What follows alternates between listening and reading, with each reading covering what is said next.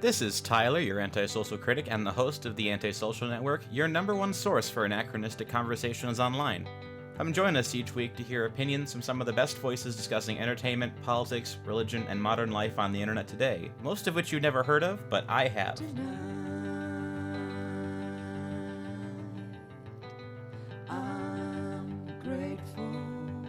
This week on Antisocial Theology, we're joined once again by Tripp Parker. He joined us about a year and a half ago, maybe coming on 2 years now.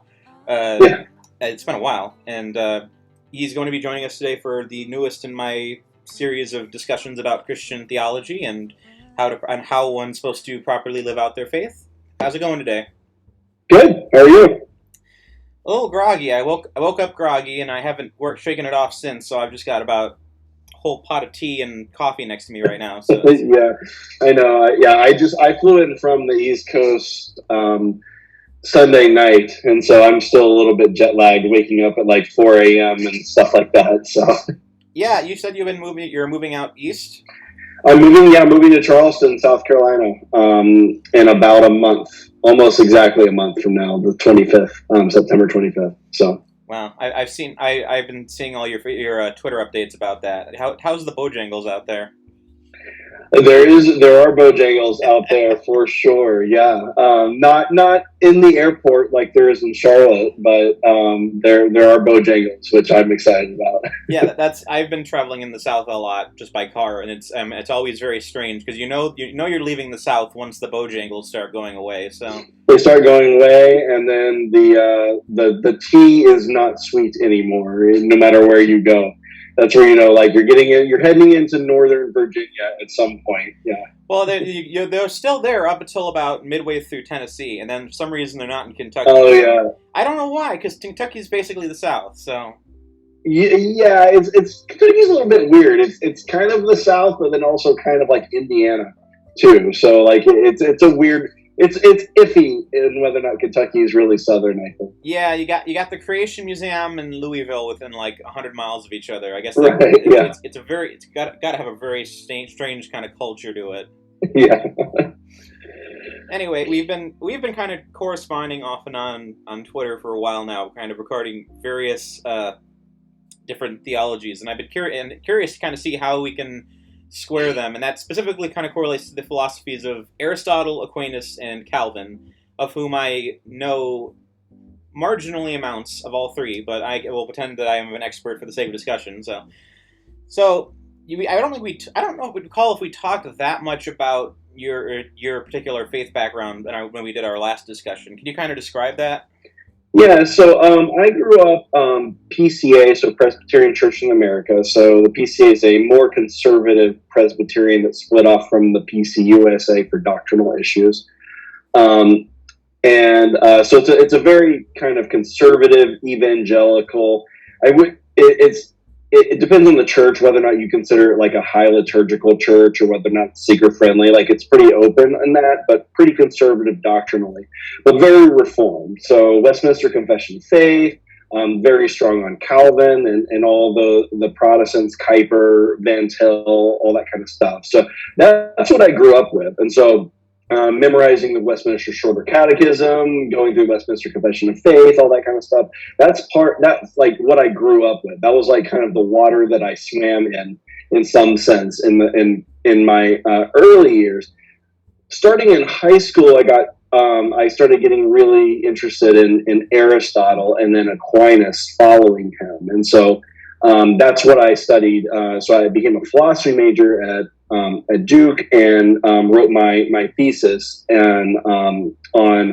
I called it a neo-Aristotelian view of mental causation, but really it was Aquinas, and I was just ripping off Aquinas. And so I got really into Aquinas and Aristotle for the metaphysics. I thought that their metaphysics was really, really strong. But I still have a soft spot for Calvin and his systematic theology. I think is also really strong. And so but that's kind of my background. So it's weird because Calvin hated Aquinas, that I'm both a Calvinist and a Thomist in some sense.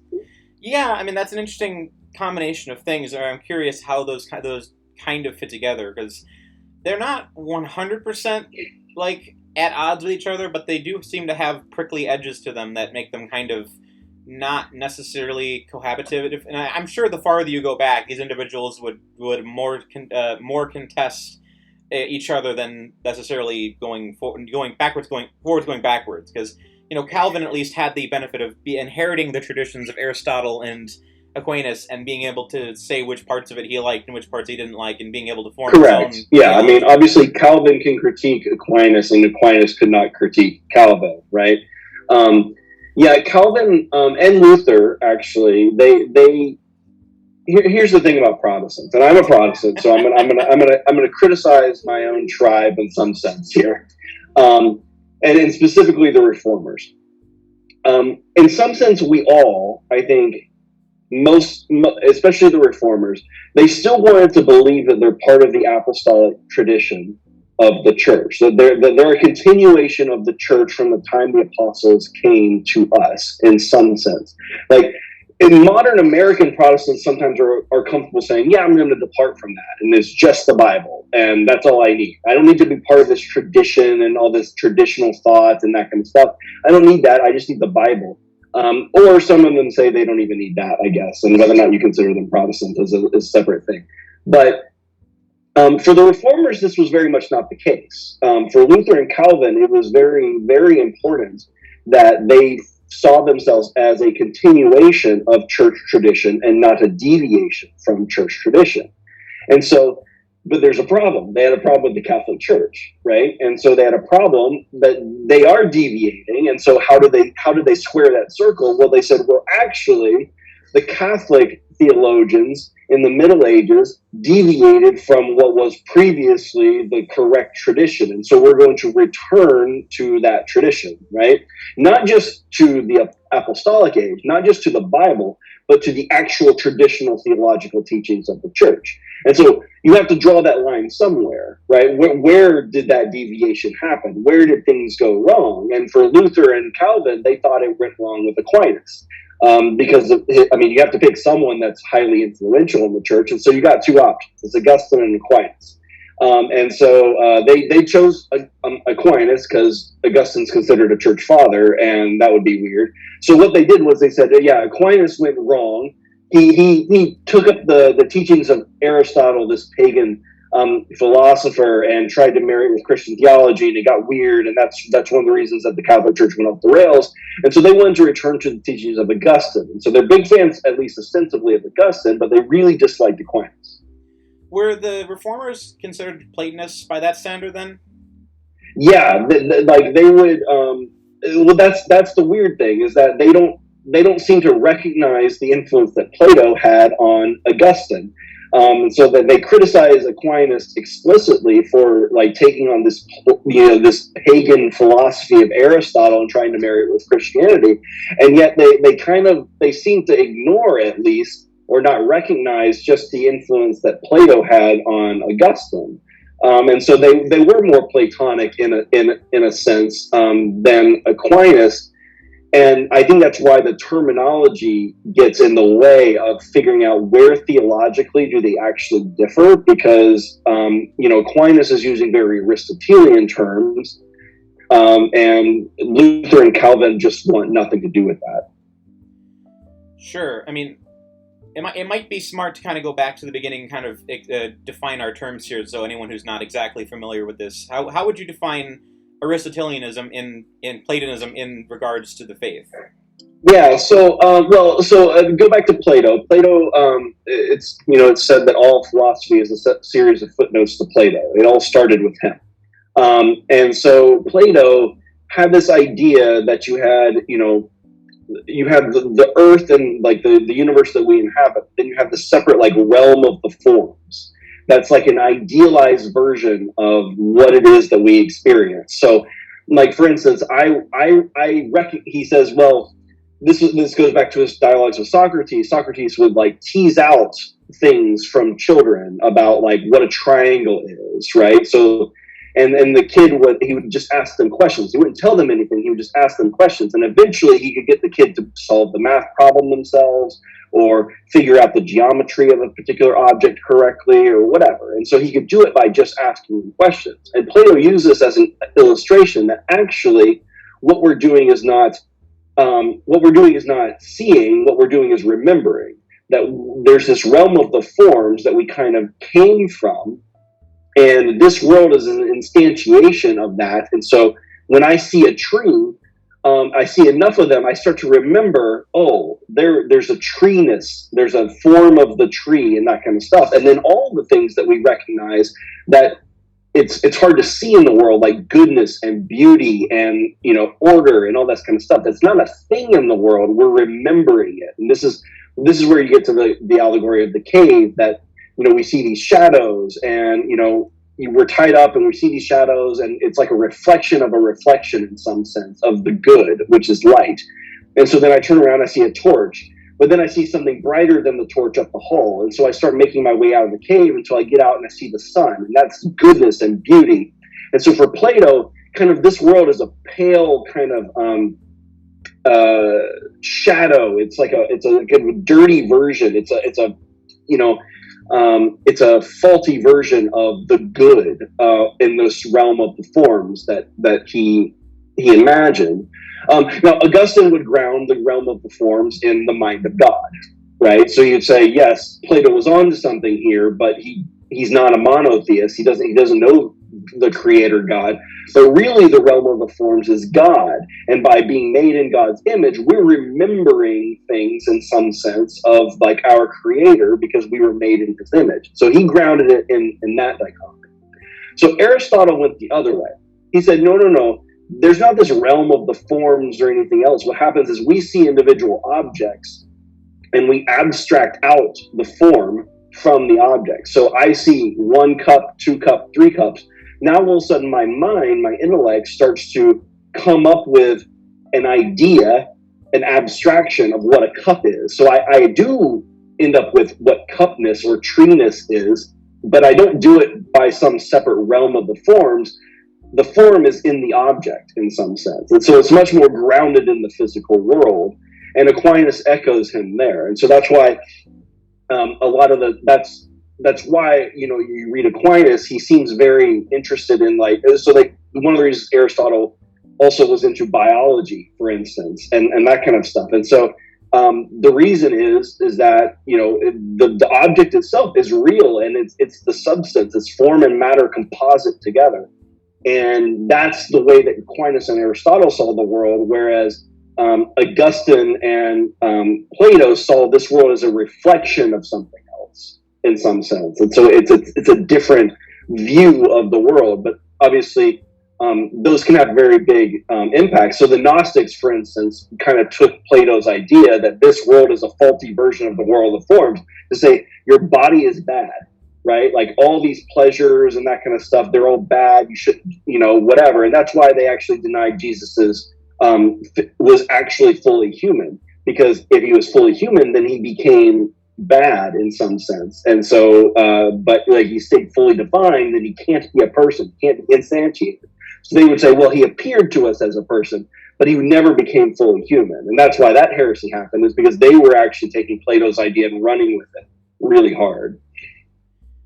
So how does that end up manifesting in the work of Aquinas then, in regard to Aristotle's philosophy, given that Platonism was clearly the preferential thing? Because I the 2 books I read to kind of talk about this were Aristotle is for Everyone and Chesterton's book on Aquinas, and he talks very specifically about the fact that there was a lot of resistance, even among the Catholic Church, to trying to wrestle with Aristotelian ideas. Partially because the Muslims were really into like pantheistic Aristotelianism. Correct. I mean, the West got it from Averroes, right? The Muslim philosopher, and Averroes got it from Maimonides, the Jewish philosopher. So like Aristotle was lost to the West for a very long period of time. We had Plato. We had no works by Aristotle that was preserved by the Arab world. And so what happened was Plato was just the only kind of game in town in some sense.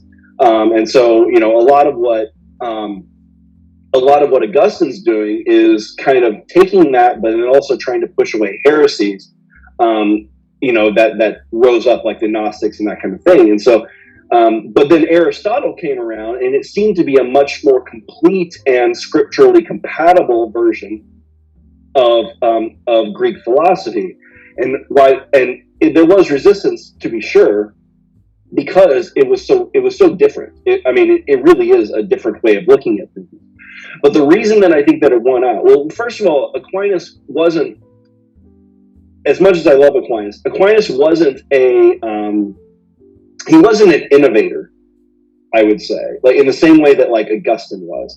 Augustine was brilliant and creative and came up with new ideas. He came up with entire genres of literature. Like his Confessions is kind of the first of its kind. No one had ever written that way before. And so that's why he was so revered, because he was brilliant. Aquinas had his own kind of brilliance, but his brilliance was synthesizing different systems together to make them compatible. And the reason that he was successful, I think, ultimately, was because ultimately Aristotelian philosophy is more compatible with the Bible. You were created as an embodied being. You were not like in the image of God. There's nothing bad about you. In the garden, you're perfect. There's nothing wrong with you. And so to say that, like, per se, well, God created the world and he called it good, to say that that's a pale reflection of something is to, in some sense, undermine God's creation. And so ultimately, the idea was, and we're supposed to take the Eucharist. This is the literal body and blood. This, transubstantiation. This is the literal body and blood of the Lord. Is this bad? Right? And so, like, the physicalness of Aristotelian thought is what Aquinas was able to incorporate into the theology, and take a lot of what Augustine did, incorporate with Aristotle, and make it much more, I would say, more Christian, not less Christian. That would be my argument, because we are created, God created us this way, and he became man, so it can't be ultimately a bad thing. And so anyway, so I think that's why he ultimately won out, was he had a great respect for the church fathers, including Augustine, and so he took their theology seriously, he took the scriptures seriously, and he was able to synthesize that with a philosophical system and a metaphysic that worked with both of those. The more I'm researching Aristotle, the more I'm kind of fascinated by just how, I don't want to say unpretentious he is, because there is a deep fascination with, like, abstraction and epistemology, but I'm fascinated by just how simple his ideas are when it comes down to kind of focusing your ethics into a very specific point. Where, I mean, you could basically summarize his work as humanity's prerogative is to pursue goodness and happiness for its own sake, and to go about it through good habits. Right. And I can definitely see that as something that's developed in terms of how Christians tend to go about their day-to-day lives. That's probably right. the most compatible version of it, and it's definitely. I mean, you can see that in, like, Jordan Peterson, where he's probably the most, like, prescient Aristotelian that's currently alive, where it's everything comes down to your habit and properly focusing your concept of goodness and happiness as the center of your attention. Right, and what Aquinas would say is, not only, like, by doing that and doing it properly and taking those steps, you're actually becoming more free. Like, so, we get into, like, the difference between Calvin and Aquinas. You're actually becoming more free by doing it. And so an example would be, someone who, gets addicted to drugs, right? In some sense, we would say that's a free choice of theirs. But if you look at it, like, they can't, at some point, they can't say no to it, right? They have to keep doing it. They're addicted to it. They can't stop. And so, what Aquinas, like, freedom then is directed toward the good, really. You're not, like, you say it's a free choice, and that's kind of like our modern understanding of freedom. But a free choice that leads you more into slavery ceases to be free, really. True freedom is freedom to choose the good and the capability of doing it. And so that's what Aquinas would say is, no, the person who willingly abstains from taking those drugs, and instead develops habits that are directed toward God, toward the good, you're becoming more free. It might look like a set of rules of what you shouldn't do and all that kind of stuff. So it might look like you're being constrained in some sense about your choices and that kind of thing. But in a sense, you're more free, because you're more free to choose what's good, and engaging in bad habits and engaging in evil, whatever that is it starts to wear on you and it starts to become chains around your neck so that you can't stop doing it. And so that's an important thing that, like, I think is missing in Calvin, that he doesn't see it exactly that way, as much more modern version of like what free will is. But that's the Thomistic version of it. Can we go a little more into exploring Aquinas in terms of his overall philosophy? Because I haven't gone through much of his work yet, but there's so much to it regarding the Summa Theologica and basically all of his works. It's hard to get to summarize his work into anything specific. What would you say his? You were saying his great contribution was less original thought than more kind of condensing other ideas into a singular thought. What would you say his? What a different way. What would you define Thomism as then? I mean, it's a hard term because it's kind of like defining Calvinism, right? There's Calvin, and then there's Calvinists, and there's Thomas Aquinas, and there's Thomism. And so I don't know how exactly to explain it. His magnum opus is the Summa Theologiae, right? And that's his work. It's a piece of scholastic theology, which means it's a series of like postulations, arguments, and then answers, rebuttals, and answers to those arguments. And so really what he's trying to do is kind of like a first version of a summary of Christian theology and thought, that like in a way that was categorically more comprehensive than anyone that had done it before. So, Calvin's Institutes, which, Calvin's commentaries and Institutes are right behind me, like that kind of systematic theology didn't exist before Aquinas in any kind of really comprehensive way. And so what he did was try to categorically answer questions. And so it's kind of like a catechism in some sense. Like, is man free? Answer one, no, he's not free because whatever, and that kind of thing. And he just systematically goes through and explains, here's what both is philosophically defensible and aligns with Scripture, because a lot of his support for his philosophical arguments rely on Scripture as well. And he quotes Boethius, he quotes Aristotle, he calls him just the philosopher. That was the reverence that he had for Aristotle. He just calls the philosopher says this. Boethius was another one that he quotes a lot. But really that was his contribution, was just working through, because once Aristotle got kind of entered into the picture, it was kind of chaotic. Like you didn't really know what to do with this guy. It seemed compelling. You had different sects of Catholics trying to reconcile or argue against it, and how does this align with Augustine and that kind of stuff. So Thomism is really the effort of combining Scripture, church tradition, and Aristotle into a single system of thought that's compatible with one another insofar as they are compatible. And so I think it's hard to answer what is Thomism, because Aquinas, he's a metaphysician, right? So he's talking about they call him the angelic doctor, because he's the first one to really talk about the theology of angels in any kind of real way. And so he's the doctor of the Catholic Church. He is the basis for most of Catholic theology that we have today. And yeah, so it's hard to answer what is Thomism, because it's really a synthesis of church tradition, Scripture, and Aristotle in some sense. As far as just kind of going off of what I see other people talk about it almost seems like it's indecipherable from just saying modern Catholicism as a whole, because every Catholic theist channel on YouTube, every Catholic theologian I know always goes back to Aquinas as the central pillar of their entire sense of theology and faith. I mean, anything that you would write about, Catholic theology has to have as its central premise, even if you're going to deviate, what Aquinas said about it.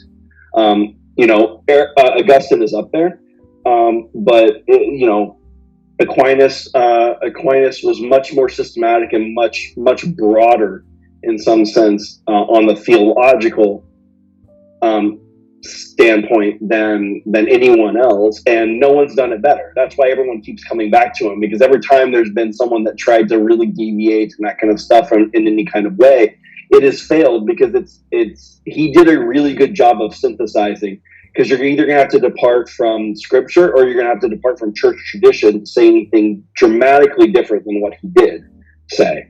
And so it's even built into the language of some of the doctrines of the church. So we talk about transubstantiation, right? What does that mean? What is a substance? A substance is a thing. It's an Aristotelian term, substance. That it's a thing that exists in itself, that does not rely on something else for its own existence. So, my shirt is a substance, but white is not a substance. It's a property of a substance, right? What is a substance? A substance is matter and form combined. That's the hylomorphic principle. And that's what Aristotle and Aquinas taught. So that's where you make into transubstantiation. Like, Protestants laugh at this doctrine a lot of times, like, oh, it literally became, actually the substance did change. What Aquinas and the Catholic Church will say is the accidents. The accidents is like, this is a shirt, I could dye it red. It doesn't become a different substance, right? So that's an accident of the shirt, that it's white. I could dye it red and it would still be the same shirt, right? It'd just be a different color. So that's an accident of the shirt. The substance is what it is. And so transubstantiation kind of inverts that example that I just did. And he said, no, the substance changed, but the accidents all stayed the same. That's why it still looks like bread, it still looks like wine, but actually substantially it's different. This is a Thomistic Aristotelian categories. This is not a Platonic category at all. This idea of substance and accidents, and it's built into Catholic doctrine. This is why, they built almost all of Catholic theology on top of this, because it answered a lot of these questions. Like, how could the Eucharist be the literal body and blood of Christ in a Platonic system? That doesn't make any sense. But in an Aristotelian system, enter a miracle, that could happen. And so it answered a lot of questions that they hadn't worked out. And that's why no one's really deviated from it in any kind of substantial way. Well, as a Presbyterian, do you personally subscribe to transubstantiation or the Eucharist in any sense? I'm the Presbyterian Church would say the official Reformed position would be transubstantiation is wrong. Lutherans would believe in consubstantiation. So the substance of the body and the substance of the blood are consubstantial. So both substances exist kind of together in one, in those things. I think that's probably my position, but I'm not so sure. I might be okay with transubstantiation. I might be totally fine with that. I haven't really, that's one of those things that I've probably moved the most on since my early Christian days. Like, I used to think it's a symbolic thing that we're doing here. This is a metaphor that we're doing. This is my body. But I've started to think that maybe that is incorrect. That it's more than that.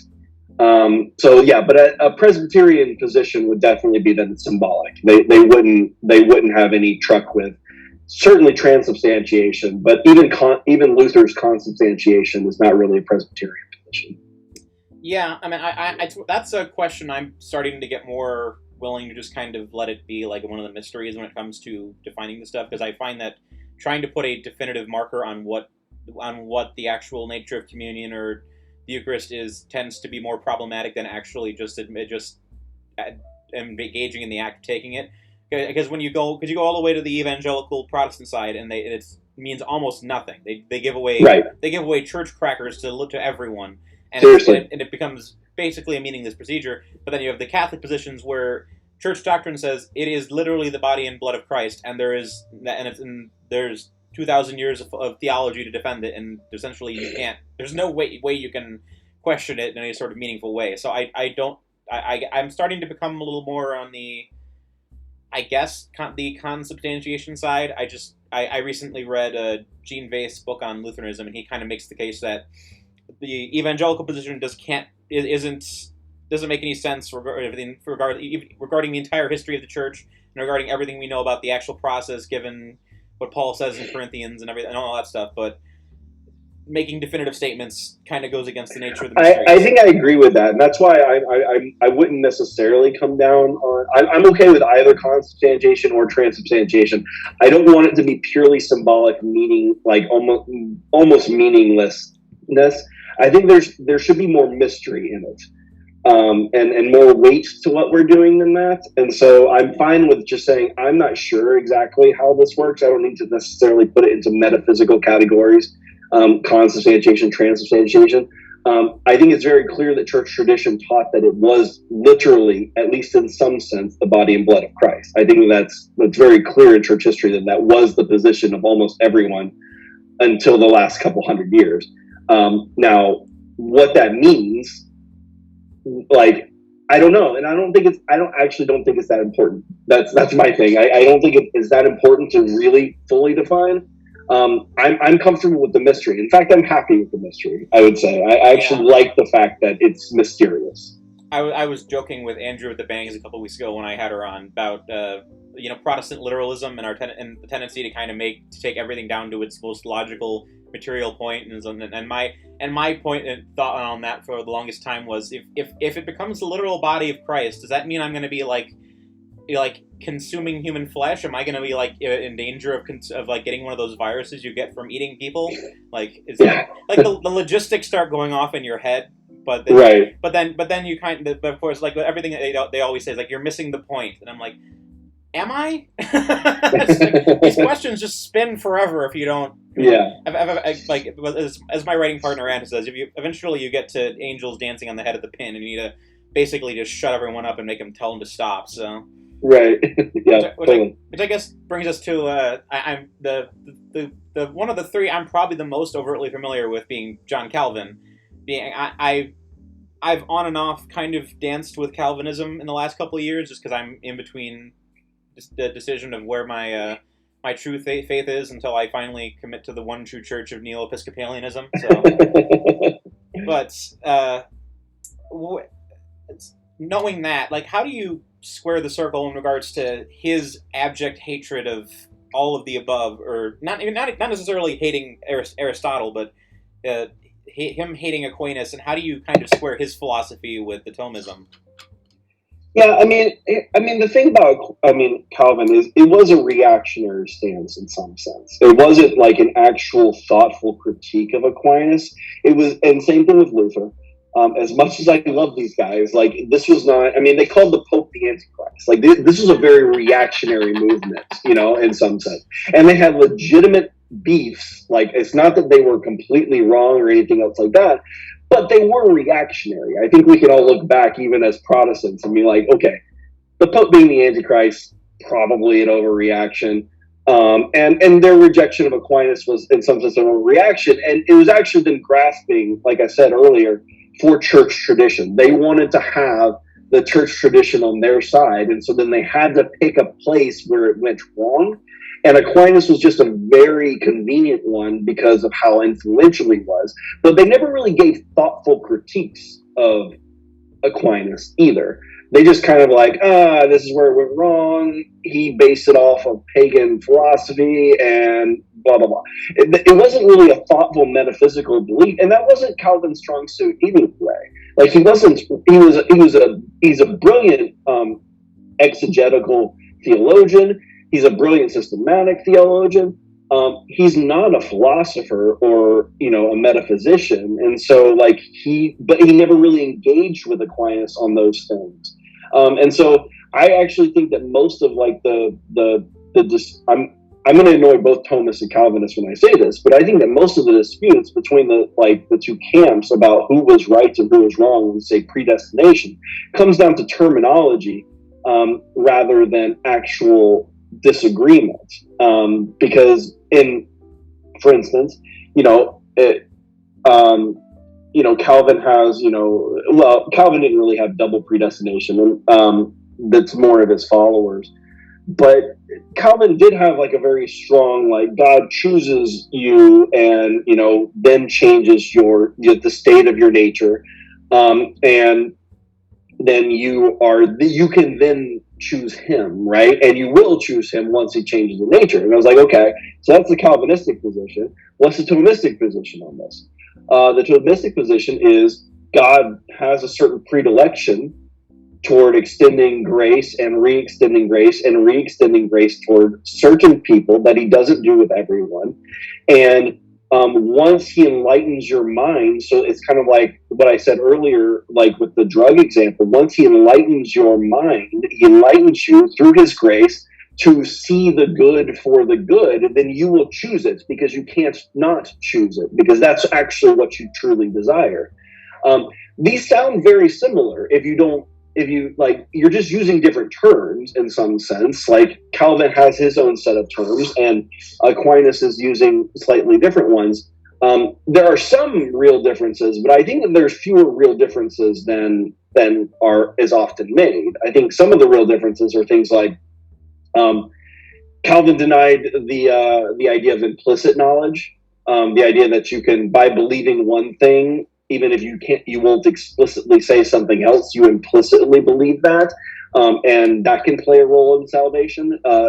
Calvin would disagree with that, but in the big scheme of things, this is very small. Like they both believe in predestination. They're not Arminians, they're not Pelagians or anything else like that. In some sense, we're arguing about terminology, and probably to guard against different dangers. One of the things that Aquinas wanted to make sure, his theory of the will is that the will always chooses the good, always chooses what the intellect sees as the good. So if you will never choose something that you don't regard as good in any way whatsoever. Like anything that's pure, if you view it as purely evil, you will never choose that. So anything that you view as good, you will end up choosing.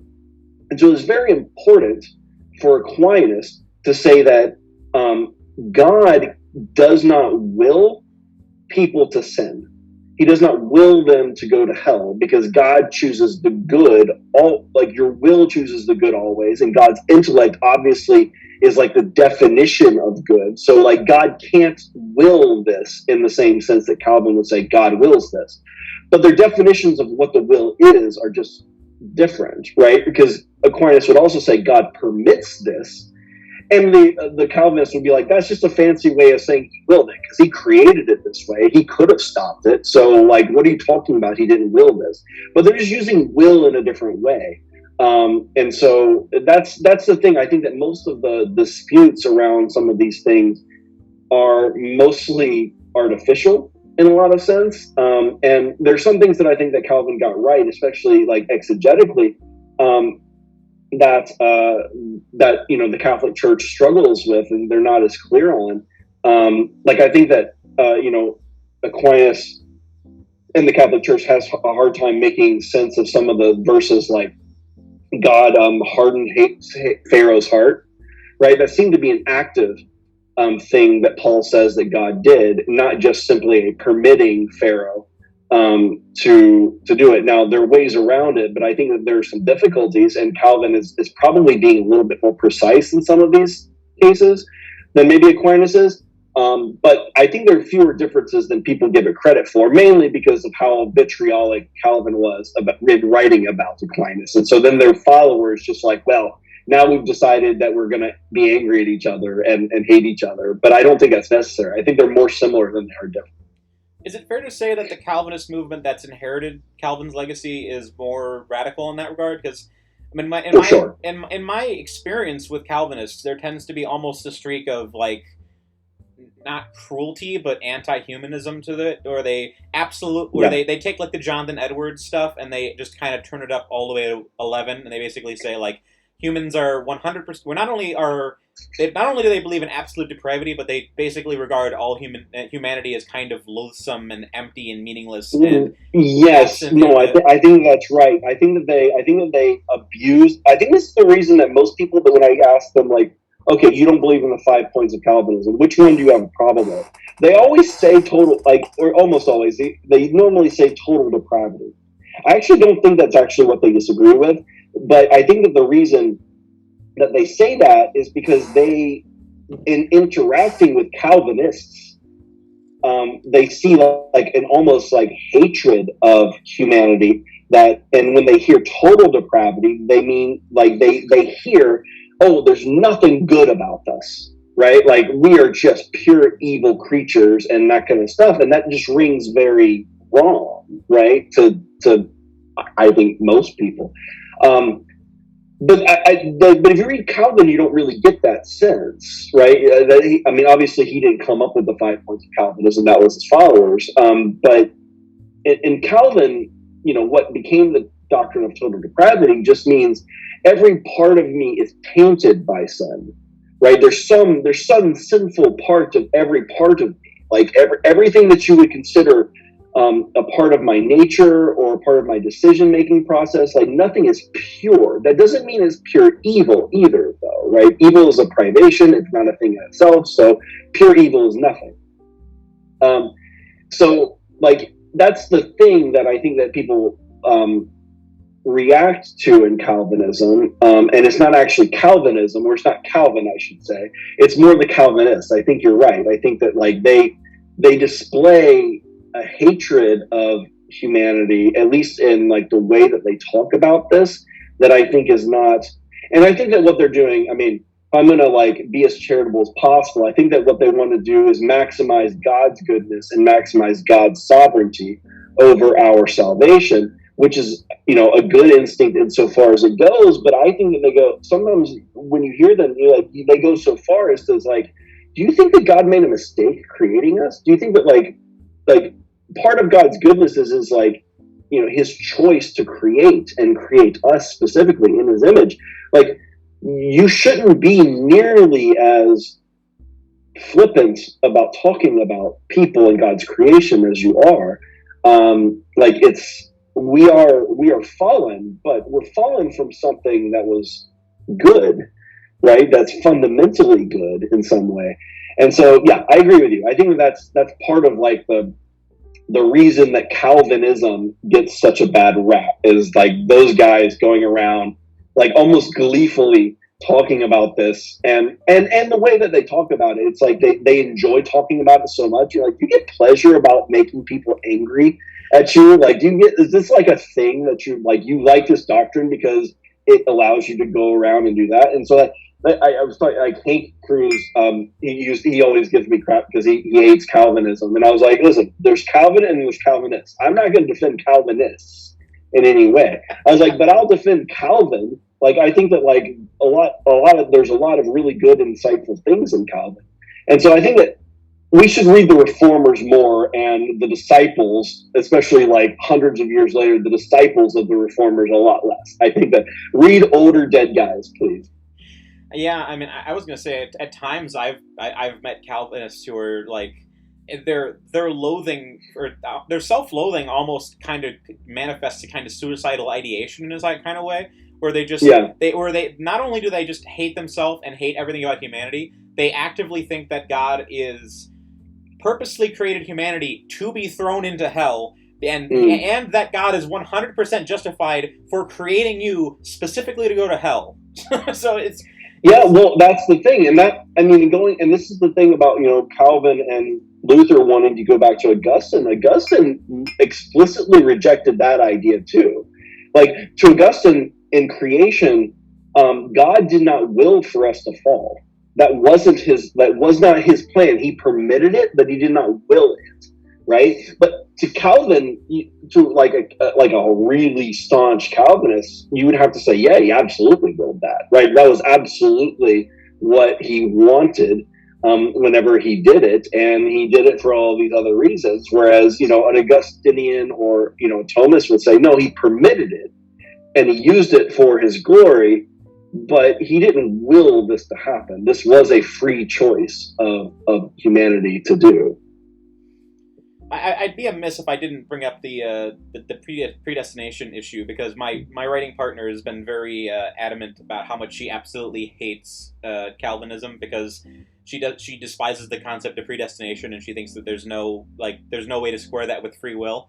I've listened to I think there's a PursueGod.org video where a Calvinist is listening to C.S. Lewis's take on predestination, and he says something to the effect of C.S. Lewis says something to the effect of Calvinism is irrelevant if only just because it only reflects the way God views humanity because as it being outside of time. And then the Calvinist immediately just went, no. It just started immediately. We re-emphasized predestination as something that was essential to Calvinist theology. And could you kind of go into detail on what the Sure. Yeah, I mean, here's the thing. Predestination is it's a scriptural doctrine. This isn't like it's literally in your Bible. Those God foreknew, he also predestined to be, called sons to him. So like in some sense, and this is present in the Old Testament too, like, how can a man know his own steps or his own path? So like predestination is a scriptural doctrine. It has been a scriptural doctrine for Augustine wrote, in favor of defending predestination to the and his takedown of the Pelagians back in the day. Aquinas mentions predestination over 400 times in Summa. So like the predestination did not originate with John Calvin. In other words, like if you're going to jettison predestination, you're not just jettisoning John Calvin or the Calvinists that you find so distasteful. You are jettisoning basically all the teaching of the church for the past 2,000 years. They're like, this is the consensus and has been for a very long time. So that now, what does predestination mean, and how do we think about it? There are various different conceptions of it, and I can give the Thomist one. The Thomist one is that first we have to say if I respond to God's grace, that's because he first gave me grace. So I don't get credit for my own salvation. This goes back to Paul's writings, like, so that none may boast kind of idea. That like, if I am saved, it is God, the primacy of grace and the primacy of Christ. I get no credit for that. He came to me, he gave me grace, and that allowed me to respond. And so that's the Thomistic version is that. And if if I turn away from God's grace, then it's my fault, right? The opportunity was real, and I could choose according to my nature and my will and my intellect. I could choose. However, many won't, and that's their fault. God permits it; He doesn't will it, right? And this is, and I mentioned this before. Okay, so, but again, even in Augustine and Aquinas, there's an idea of predilection, that some people get more opportunities than others, right? Some people God chases down. So Paul would be a really good, Saul of Tarsus would be a really good example of that, right? Like, do we really think that God was going to let Paul go? Right? He's, struck him blind while he was going and persecuting his church and everything else like that. So like, what are we to say? Like, no, God clearly chose Paul, went to him, gave him grace. It didn't seem like grace maybe at the time, but gave him grace so that he would choose. And clearly God knew that. So if that's not predestination, I don't know what you would call it, because that's clearly, and God doesn't do that with everyone, right? God does not chase and we all have varying degrees of grace that have been extended to us by God throughout time. And so some people don't get as many opportunities. And so that's an Augustinian and a Thomistic perspective. That's called predilection. God seems to prefer some people to others. From our perspective, at least, it looks like a preference, right? And this goes back to Scripture, like Jacob have I loved, Esau, before, when they were in the mother's womb, before they'd done anything right or wrong, Jacob have I loved, Esau have I hated, right? So that's what, Aquinas and Augustine would call predilection, that God preferred one. Now, he still extended grace to Esau in some sense, and Esau did have the opportunity to choose or to not choose, but he didn't choose, and so God didn't have that kind of predilection toward Esau that he had for Jacob, who you could see constantly not choosing God, but God just keeps chasing him down, and so Calvin would view that slightly differently. He would say that, well, everyone gets common grace. That's the grace everyone gets. But then there's special grace, which is God coming in and changing your nature from, and this also goes back to Augustine, by the way. So, and this is why Calvin framed it this way. So Augustine has 4 states of man, and these are in Latin: posse peccari, which means possible to sin; non posse non peccari, not possible not to sin. So posse peccari is possible to sin. You're not sinful yet, but you could sin. That's us in the garden before the fall. Non posse non peccari is us after the fall, not possible not to sin. And this comes back to, actually, this jives really well with total depravity, that like there's some part, even the good things that I do are in some way tainted by sin, right? I'm not doing them fully for God and for the right reasons. I might be doing them for good reasons, but it's not as full as it should be. I'm missing the mark in some sense. So it's sinful. And then posse non peccari. So this is after regeneration. So this is after you become a Christian. It's posse non peccari, possible not to sin, right? So now we're in this, as Paul says, we're in this body of death. And so sometimes we don't do the things that we want to, and sometimes we do things that we don't want to, and that kind of stuff. But it's possible, at least, for us not to sin because we have the Holy Spirit and we've been regenerated. And then there's non-posse peccari, not possible to sin. That's the end state of people who, when they get to heaven, and they're perfected in their being. Now it's not possible to sin because God has perfected us so that we'll have the beatific vision, as Aquinas says. We'll see God for who he is, and then we will not desire anything else other than that, right? So those are the 4 states. So like what Calvin would say is, okay, we're in the second state before we become Christians. We're in non-posse non-peccari, not possible not to sin. I need a nature change in order to be able to respond to God. So God chooses to come and not just give me common grace, but give me special grace, change my nature, and then I become a Christian, and then I can see God for who he is, and then I can start to follow him and that kind of stuff and respond. And that grace is irresistible. Once you change my nature, of course I act according to that new nature. Like, you can't choose what your nature is any more than a fish can choose to fly. Like, a fish is a fish. So if you turn a bird into a fish, that bird can no longer choose to act like a bird any more than you could choose to not be a Christian after God has changed your nature. Now, notice though that this jives really, really well with Aquinas's concept of the will. Remember, like, Aquinas says that the will always chooses what it views to be the good, what the intellect views to be the good. And so what Aquinas says happens is God gives us grace to see what is good. So he can give us like predilected grace to like direct our intellect so that we can see what is actually good as opposed to what is not.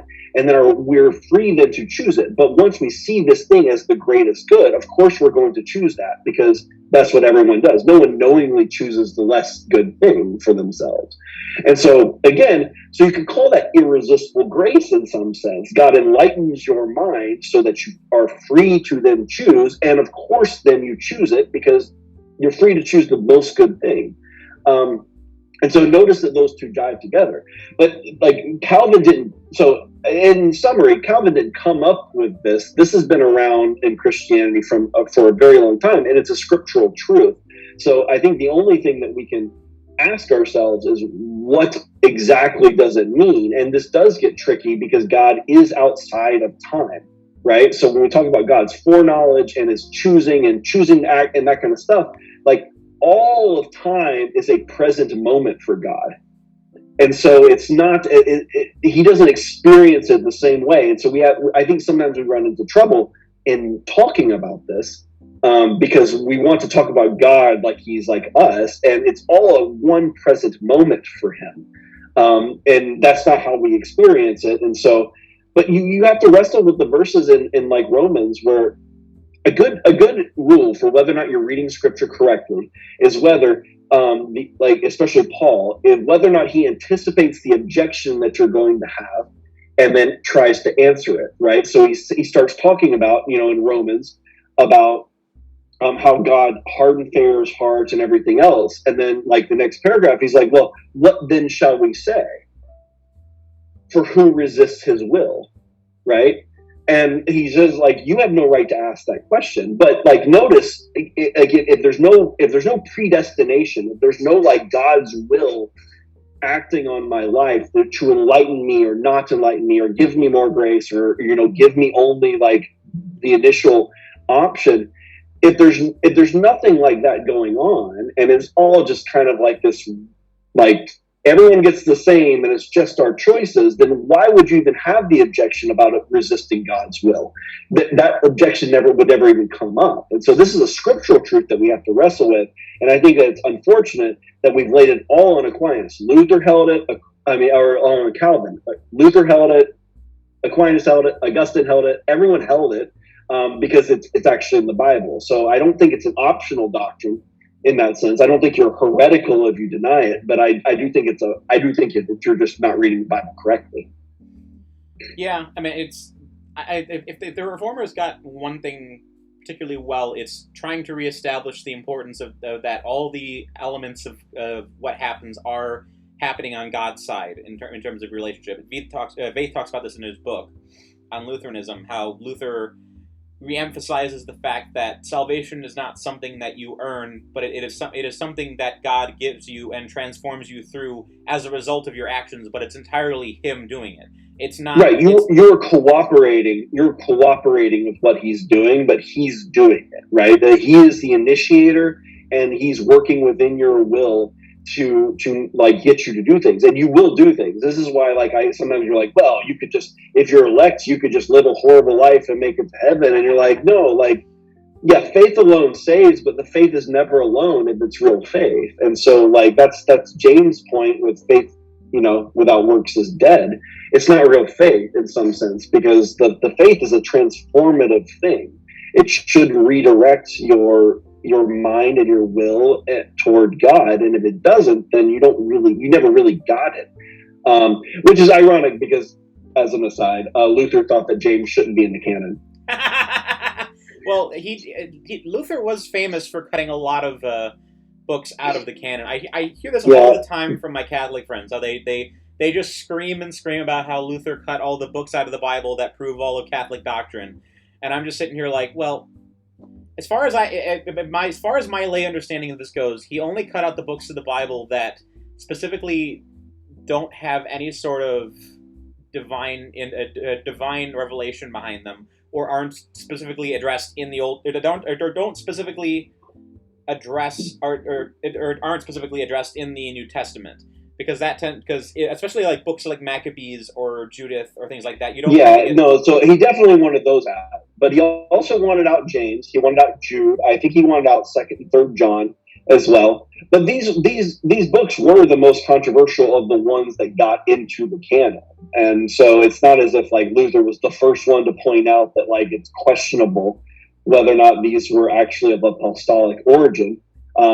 But the wider church, decided that they were. But Luther was more willing than most, obviously, to jettison church tradition, and so like he was like saying, yeah, I don't think James belongs in, and one can see why, right? He wants sola fide, and James complicates that a little bit, right? With faith without works is dead, but if sola fide is it's really faith alone that saves you, like how do we pair these two? And so I think he had his reasons for wanting James out, even aside from the historical context. But I don't think that that's an irreconcilable problem. Like I just said, I think that you can say, listen, faith alone saves, but the faith is never alone if it's true faith. And so I think that like that's why you can see then what James is trying to say, that like, you show me your faith without works, I'll show you my faith by what I do. So. Is it true that most of the deuterocanonical texts weren't actually affirmed by the Catholic Church until after the Reformation? That's a good question. I'm not actually sure. I know that they were read, but they weren't. I don't even know to what extent they were affirmed. They're still called apocryphal, and so they're. Well, a lot of Catholic core concepts come out of them, like the idea of intercession, prayer and intercession comes out of Maccabees. Right. Some of the Marian stuff comes out of those two. I'd have to go through it. I haven't read them beginning to end, but I just know a lot of Catholic deep lore comes out of the Apocrypha. Yeah, no, I think that's right. I don't, but I don't know. Yeah, I don't know whether or not they affirmed or when they did. If they did, I know that it's still read though and taught. Generally I don't think that they'll read it during mass because it wasn't originally part of the canon. But I might be wrong about that. I went to a wedding mass a couple months ago and they were reading like Judith and a couple of the other ones. Oh, really? Yeah. Oh, interesting. So I was just like, wait a minute, I haven't heard this in a while. I guess it probably depends on the Catholic Church you're going to. Yeah, I get the sense that they kind of flout that a little bit because they want to make fun of the filthy Protestants that don't read the whole Bible, or that right. they've been cutting out the true Bible. All the stuff that we lack. But yeah, I don't have any other specific questions. Do you want to just kind of plug your stuff, or do you have any other kind of closing thoughts? No, I don't really have anything. No, I think that my plug would actually just to be read Calvin and Aquinas like directly if you can. If not, then read someone really good who writes on them. Don't pay attention to the internet meme lords and that kind of stuff and the worst of it, because generally speaking they don't Calvin is a lot more nuanced than his descendants were, and so was Aquinas. So if you want a really good primer on Aquinas, there's a book called The Christian Philosophy of St. Thomas Aquinas by Etienne Gilson. Gilson wasn't a Thomist, but he was a brilliant philosopher in his own right and wrote probably the best primer on Aquinas and his Christian philosophy that I've read. So I would highly recommend that book if you wanted to get deep into like the theology of Aquinas without just reading on being in essence and his Summa and that kind of stuff, because that's a lot. I mean, this is the Summa over here, so it's a lot to read. I was going to say I could never find a full copy of the Summa, and I wasn't sure how actually long it was. Yeah, so that's the Summa Theology. The Summa Contra Gentiles is another set, and then there's various other works. There's commentary on the Bible that Aquinas wrote and that kind of stuff. So he's very prolific. But yeah, that's the whole Summa Theologiae, all 5 volumes of it. Yeah, I mean, read the guys directly if you can stomach it. If not, then I'm always happy to recommend summaries of it. Calvin's a little bit more accessible, admittedly, than Aquinas because he's not writing in the Middle Ages. And he's a little bit closer to us in terms of what we would, how we would write and how we would say things. And some of the terms are a little bit more intuitive. But yeah, generally speaking, like I think this is one of the reasons that I'm comfortable bridging these two worlds, is because unlike a lot of Protestants, I actually think church tradition and what the church is traditionally taught is actually really important, and we jettison it at our own risk. And this is, like, even though I'm not Catholic, it is one of the things that I appreciate about the Catholic Church, because it is a kind of anchor, or the Orthodox Church, it is a kind of anchor against drifting with the culture in ways that the Protestant, if you really jettison church tradition and you don't have any respect for that, you can become really unmoored and start teaching heresies. And I think that's what we're seeing in American Protestantism, that I appreciate about the Catholic Church, even though, like I said, I'm not Catholic. I'm not swimming the Tiber or anything, but that's my opinion, is that is something that we're missing. And I don't think we need a pope to get it back. We just need to understand the work of the Holy Spirit in church history. And if we're going to jettison 2,000 years of Christian doctrine, you need to explain first why 2,000 years of Christians who had the Holy Spirit didn't see what you're seeing. And you need a really good argument for that. Otherwise, you should probably shut up and study some more. That's my opinion. Yeah, I mean, the reverse is the Catholics who jettison all non-Catholic theology. I mean, I mentioned Chesterton on Aquinas earlier, and I shared you. I don't know if I have the page number offhand, but he at the very end of the book, he very specifically throws Luther under the bus and calls him, and I quote, a barbarian. So yeah, Yeah. Chesterton had no love for. I mean, some of my favorite Catholics had no love for not only the Reformers but just Protestants in general. Like Tolkien. Tolkien would absolutely think I'm going to hell if he were alive today. Like no, and that's not even a joke. Like he absolutely would think that all Protestants are apostates. They're rejecting the church. Like he was hardcore. Even though I love me some Tolkien, like that dude thought that we were all apostates, and Chesterton to a certain extent did too. Yeah, I know a lot of hardcore Catholics that do that. I mean, I know the story of apparently when Lewis converted to Christianity, Tolkien was quite upset that he chose the Church of England over Catholicism. I can only imagine what kind of conversations they had behind the scenes. It was like, well, I'm glad you converted, but I'm sorry you're not going to be joining me in heaven. So. Right. Yeah. No. I mean, totally. And I think it contributed in some sense to their falling out later in life. Like Tolkien was pretty uncompromising on that. But Lewis. And that's why I'm going to an Anglican church. I think in Charleston, I get to be in the same denomination that Lewis was in. So I like that. Yeah, I don't know if you saw my last conversation, but it was about Anglicanism specifically. So okay. I haven't seen that. Yeah, it's something I'm investigating just as a curious option because it seems to be a little bit more open-minded in the theology department, which is kind of what I'm looking for at the moment. So yeah, totally. And it's high church, I mean, it's heavy liturgy and that kind of stuff. So, and that's one of the things that I think is really important. So, the church that I'm looking at going at it's the oldest congregation south of Virginia in the United States. I was going to say, because if you when I was in Virginia a couple months ago, they talk about the fact that state religion there was Anglicanism. So I mean that's interesting to hear that that's one of the older ones outside of that, because I can't imagine there being a lot of Anglican parishes outside of Virginia up until about like 1800.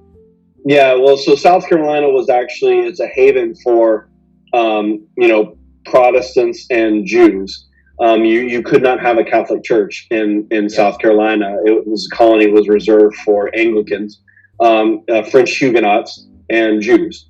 And so they all moved there to escape the Catholic persecution. And so that was officially in that colony. You couldn't have a Catholic church for a long time. I got to dig up my map of like what all the from my elementary school map is like where it lists what the official state religion for all the colonies was. But yeah. But yeah, do you want to plug like your personal blog or anything before we go? I mean, you follow me on Twitter at Tripp TRIPP_P. That's where I post all of my stuff. I'm writing less on my personal blog and more on other. Sometimes I write for the Federalist or Post Millennial and that kind of thing. So I'm doing more of that. I will be doing a conversation with Paul Vanderklay on the rise and fall of Mars Hill.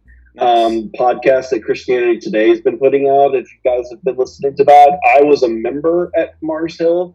I live here in Seattle, so I went there for a long time. I taught a small group, and I met my wife at Mars Hill. And so, yeah, I was up close and personal to the rise and fall of Mars Hill. So, and Mark Driscoll, I knew a little bit. So, anyway, I'm going to do a conversation with Paul Vanderklay on his channel on that. So if you guys are interested, man, I'm gonna have to listen to that.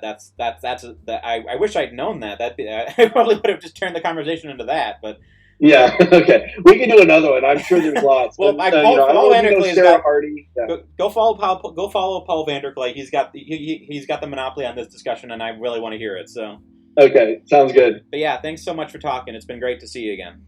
Yep, good to see you. You have a good day. Thanks. The AntiSocial Network is a Groupthink Productions podcast. Editing, producing, and hosting are by Tyler Hummel, artwork by Crystal Cowley, and original music was composed by Melissa Lafira and the late Dan Smolla. Like, subscribe, and please let us know what you think about the show in the comments below if you'd like to see anyone interesting be a guest on the show. Thank you for listening.